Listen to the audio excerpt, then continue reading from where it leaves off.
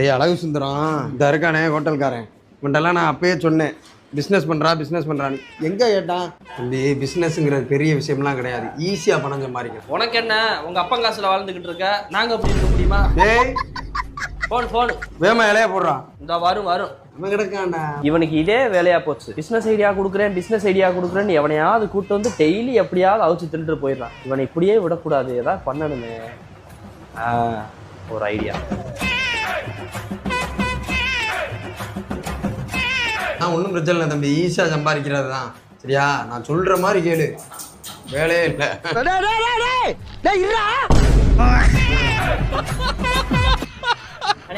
ஒன்றும் இல்லை தம்பி, லைட்டாக காலு பிடிச்சிக்கிச்சு, வேற ஒன்றும். இப்படி சோறு திங்கிறக்கு எவ்வளவு மானம் கட்டு போய் தெரிய வேண்டியிருக்கு தெரியுமா? காசெல்லாம் சேர்த்து வச்சு பிசினஸ் பண்ண பாரு. சும்மா 5-10க்கு வேலைக்கு போய்கிட்டு இருக்காது என்ன. சாப்பிட்டா எவ்வளோண்ணே? தம்பி நான் கொடுத்துறேன்டா. நீங்களே கொடுத்துருங்க தம்பி, நான் அவர்கிட்ட